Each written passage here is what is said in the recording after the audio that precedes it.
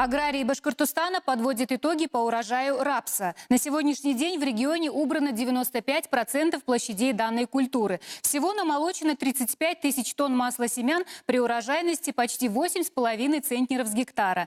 Надо отметить, что закупочная цена на рапс в последнее время стабильно держится на уровне 21 500 рублей за тонну. На сегодняшний день интерес к рапсу во всем мире есть. Основные регионы культивирования – это Евросоюз, Канада и Китай. В России профессиональных рапсоводов, занимающихся выгодной культурой в промышленных объемах, пока не так много. Но, как отмечают эксперты, их количество будет только расти. Здравствуйте, с вами «Агробизнес», в студии Роза Худина. И сегодня в выпуске.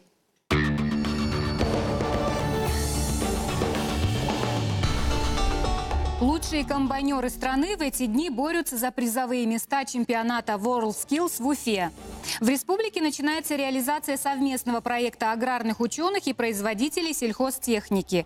И о трудовых объединениях школьников, занятых сельскохозяйственным трудом, расскажет гость студии.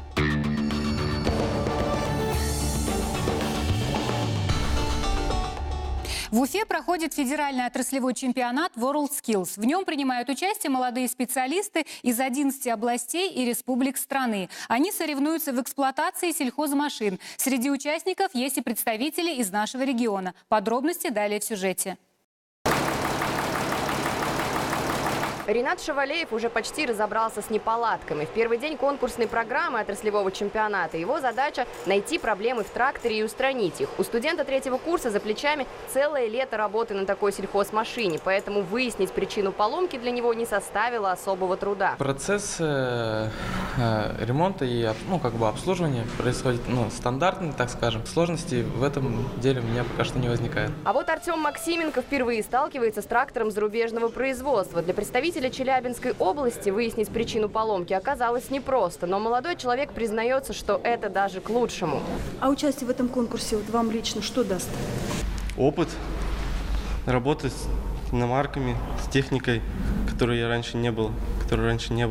Участникам отраслевого чемпионата предстоит пройти 5 этапов турнира. Их проверяют на знание устройства и работы электрооборудования, двигателей сельхозтехники и пахотных агрегатов. Конкурсантам предстоит обнаружить неисправность, устранить ее и правильно все зафиксировать. Время на выполнение конкурсных заданий ограничено. Например, для выявления причин неполадок трактора и ремонта дается всего 3 часа. По словам членов жюри, это непростая задача даже для профессионала. Эти чемпионаты, они, во-первых, показывают уровень подготовки конкурсантов, степень их профессиональности, владение навыками, скиллсами и мотивирует учебное заведение к совершенствованию материальной базы.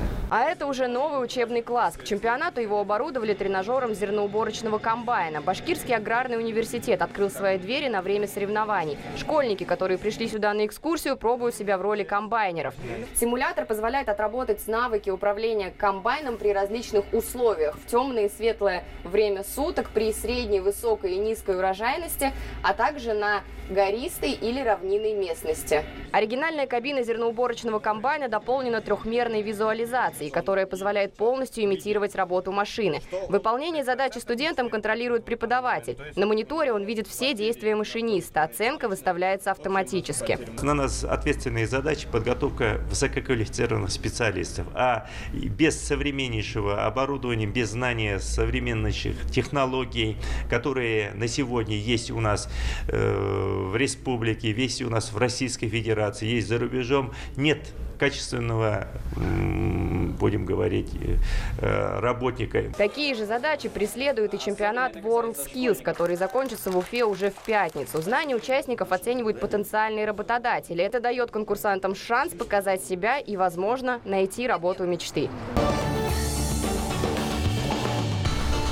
Ну а сейчас вернемся к новостям недели. На базе одного из сельхозпредприятий республики приступают к сборке тракторов МТЗ, которые будут комплектоваться системами точного земледелия, разработанных учеными Башагроуниверситета. Сборка тракторов на территории республики уже заметно удешевляет их стоимость для наших аграриев. Второй плюс – система точного земледелия, которая будет установлена на агрегатах. Она способна на треть сократить затраты на проведение сельхозработ. Навигационные технологии находят все более широкое применение в сельском хозяйстве. Вначале это были спутниковые системы мониторинга, осуществлялся только контроль за работой техники. Сейчас все большее распространение получают системы точного земледелия, в основе которых лежат те же навигационные технологии, GPS, GLONASS технологии так называемые. Вот. Системы параллельного вождения тоже издавна применяются в течение нескольких, более десятка лет. Вначале это были только зарубежные образцы. Но в последнее время начали разрабатываться и отечественные аналоги, которые, в принципе, зарубежным образцам ничем не уступают.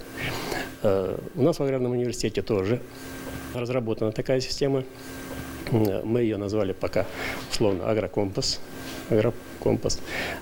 которая помогает механизатору осуществлять обработку площадей без огрехов и без перекрытий. В литературе есть такие данные, например, что опрыскивание даже при наличии пенных маркеров, когда происходит опрыскивание посевов, огрехи достигают 5%, а повторная обработка достигает 15%. Это значительный перерасход средств защиты растений. Это можно говорить о 15% перерасхода дизельного топлива, снижение производительности агрегатов на такую же величину. Поэтому эта система параллельного вождения, она позволяет все эти недостатки исключить. Позволяет работать в ночное время, в туман, в условиях плохой видимости. 29 октября навигатор «Агрокомпас» будет представлен широкому кругу сельхозтоваропроизводителей. Мы надеемся, что они по достоинству оценят преимущества нашей башкирской системы. 12 ноября ежегодно отмечается День профсоюзного работника Республики Башкортостан. У наших аграриев тоже есть свой профсоюз, который планирует провести праздничные мероприятия, подвести итоги деятельности за год и наметить планы на будущее. 12 ноября профсоюз отрасли будет отмечать свой профессиональный праздник. В этот день мы будем подводить итоги сделанному. И, конечно же, для профсоюза главное – это перспектива развития. В настоящее время остановлено падение профсоюзного членства и уверенно возрождается доверие профсоюзам отрасли. Главное для профсоюза сейчас – это соблюдение баланса интересов как работодателей, так и работников. И приоритетная наша задача – это забота о человеке труда. Профсоюз отрасли рассматривает и будет рассматривать работников агропромышленного комплекса Башкортостана как главных инвесторов отрасли, как главный конкурентоспособный капитал. Башкирские сыроделы планируют в 2019 году произвести не менее 13 тысяч тонн сыра и сырных продуктов, что на 1% больше показателя 2017 года. Плановые показатели не учитывают намерения мелких производителей. Соответственно, объем произведенной сырной продукции будет больше, отметили в Минсельхозе региона. За 9 месяцев текущего года объем производства сыра в регионе составил почти 10,5 тысяч тонн. На сегодняшний день в республике по данному направлению работают 20 предприятий. 60% произведенной продукции отправляется за пределы региона. Напоминаем, к 2030 году наша республика поставила перед собой амбициозные цели – стать сырной столицей России.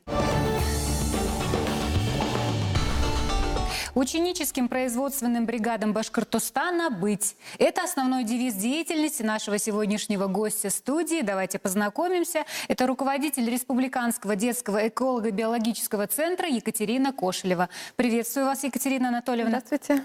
Итак, насколько мне известно, в следующем году вы отмечаете 65-летие организации учебно-производственных бригад. Расскажите, как тогда сформировалась эта организация и какие сегодняшние задачи у вас стоят перед вашим центром? Да, действительно, в 2019 году будет ровно 65 лет, как впервые на Ставропольской земле была организована первая ученическая производственная бригада России. Но у нас республика не намного позже организовала свою первую ученическую производственную бригаду, а именно в 1956 году в Бишбулякском районе. И, собственно, нужно сказать, что ученические производственные бригады этого района и до сих пор являются лидирующими в республике. И уже неоднократно занимают первые места на республиканских слетах ученических производственных бригад. Даже и не только в республике, но и в России всероссийских конкурсах, которые проводятся с периодичностью 1 раз в 2 года. Ученическая производственная бригада средней общеобразовательной школы села Кош-Елга занимала в 2008 году 3-е место, в 2010 1-е и в 2017 также 1-е. Какую работу вы проводите? Да, поэтому я вот хотела сказать о том, что вот они так лидерами и остались. Как работа, ну, в общем-то, это ознакомление ребят с сельскохозяйственным трудом, привитие им таких вот, ну, первичных навыков работы в сельском хозяйстве по различным направлениям. Это и полеводство, овощеводство, это и бригадиры, поскольку ученической производственной бригадой, как любым органом, кто-то должен руководить. Это и операторы машинного доения, это и трактористы, это и садоводы, полеводы и так далее. То есть ребята выбирают, когда они становятся членом ученической производственной бригады, а это, конечно же, добровольное их желание, они выбирают направление, по которому они бы хотели получить вот такие теоретические знания более глубокие и, конечно же, практические навыки работы.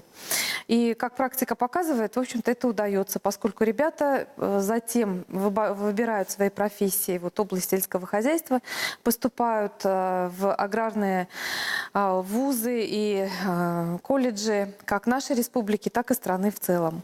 Хорошо. А каким образом попасть вот в ваш центр, если телезрители, посмотрев нашу передачу, захотели к вам записаться? Это любой желающий может сделать? В общем-то, да. Единственное, у нас набор производится в августе и в сентябре, ну, практически весь сентябрь, но, конечно, можем сделать исключение, принять ребенка, допустим, если очень есть большое желание и сейчас. Но вот если говорить об ученических производственных бригадах, они все-таки создаются на базе сельскохозяйственных школ. То есть наш центр, он является таким координатором и центром, курирующим работу ученической производственной бригады. Вот на базе нашего центра такой бригады нет. У нас есть другие объединения, юные гидробиологи, юные энтомологи, юные орнитологи и так далее. То есть можно прийти и тоже получить углубленное знание вот по этим наукам. Екатерина Анатольевна, а вот все-таки еще какая мотивация существует для ребят? Возможно, поступление в вузы в дальнейшем, какие-то есть там преференции? Да, конечно, мы очень тесно работаем с вузами нашей республики, в частности с аграрным университетом. И когда мы мероприятия проводим на базе аграрного университета, это, конечно же, профильное мероприятие. Это республиканская выставка «ЮНАТ» ежегодная, где ребята показывают результаты своего труда на учебно-опытных участках и в составе как раз-таки ученических производственных бригад.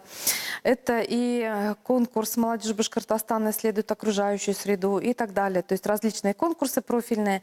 И когда мы проводим на базе аграрного университета, по договоренности, по соглашению с университетом, участникам даются дополнительные баллы при поступлении. Это сейчас очень важно. Поэтому ребята, конечно, с удовольствием участвуют, зарабатывают баллы. Победителям, призерам это достаточно ощутимые баллы. 5-3 балла. То есть действительно, если учесть, что иногда 1 балла не хватает для того, чтобы поступить в вуз, это очень ощутимо. Ну да, это очень хорошая мотивация. Спасибо большое. Я желаю вам дальнейших успехов. А я напоминаю, мы беседовали с Екатериной Кошелевой, директором Республиканского детского эколого-биологического центра. Именно здесь ведут подготовку будущих агрономов, зоотехников и других специалистов для АПК нашего региона. Ну и на этом сегодня все, о чем я хотела вам рассказать. Если хотите быть в курсе последних новостей аграрной отрасли, смотрите программу «Агробизнес» еженедельно на телеканале «Россия-24». До свидания.